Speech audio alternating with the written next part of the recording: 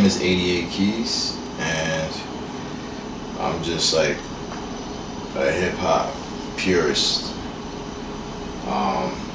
sample based producer. I sample everything. When did you first sample?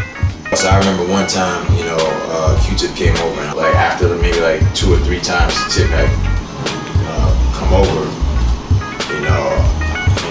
I wasn't as timid. I was still like kind of nervous and stuff, but I wasn't as timid. And I asked him, I was like, yo, what do you use to make beats and stuff like that? He was just like, get a sampler. That's what he said. I'm like, cool. So I'm like, yo, Jewel drops. So we went to Sam Ash. We asked for a sampler. They sold us the Akai S950. And that's it. I'm just like trying to study the owner's manual and like nothing's making sense. Then I saw a button on there. There's a button that said loop or something like that. I was like, this must be it. Like, so I'm trying to put samples in. Eventually, I figured out how to get the sound into the sampler and out to the speakers and stuff like that. But then I couldn't figure out how to make it work.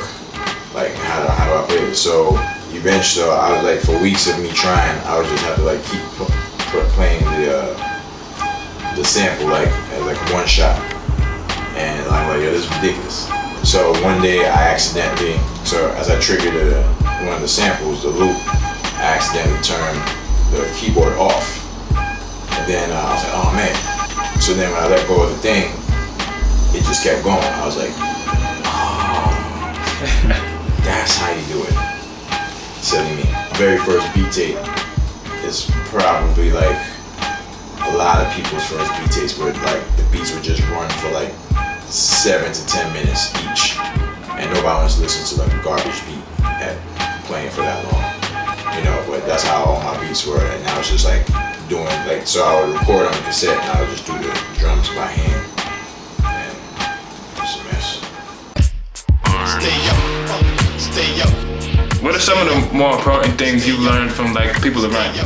Just Blaze specifically told me, I never forget these words, like, yo, sometimes you just gotta let the record breathe. Meaning like, if you hear a dope loop, loop it. I mean, I got like certain life lessons from Kanye, but nothing really production-wise. And then from Dilla, he and I traded tips and secrets at one point, like a few times. Just something that I would find out about the 3000, and I'm like, yo, did you know that you could do this shit on the 3000? And he'd just be like, oh man. And then he'll hit me back like, yo, you could do this on the 3000? I'm like, oh. I'll say Jay is super, like, he works very fast, like incredibly fast. Like, he'll have the song done damn near before the beat stops playing. There's really no like, yo, Jay, you should spit that over again, or like, why don't you say it like, because it's flawless. Same thing with Ye. But Ye working with Kanye, it's like a process, because there's an extreme amount of concentrated thought put into every single aspect of the song that he's working on, which is why his songs come out flawless.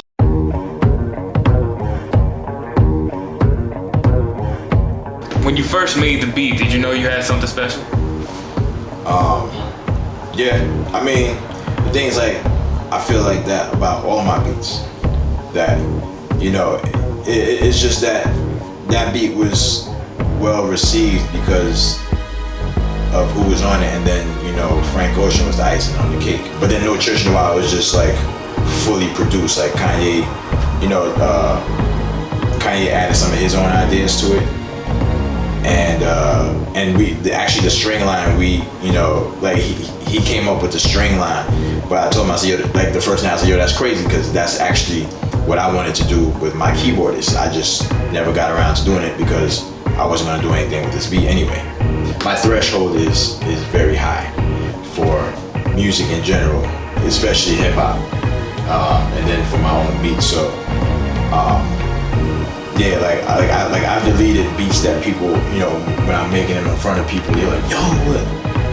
But but that was, I'm like, that ain't it. That's not it. Like, cause I'll know when I have it. Like, yeah, this is cool, but this ain't it. And then when I do make it for, you know, said person or so whoever's chilling, they're like, oh, okay.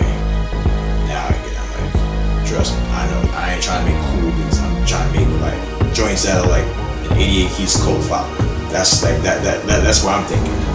Like make beats that'll just like really touch people and like people feel like their lives have changed.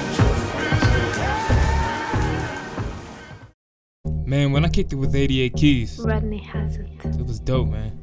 We talked about all the great records he's produced, and it really pushed me to make one song that really represents Victim Volunteer.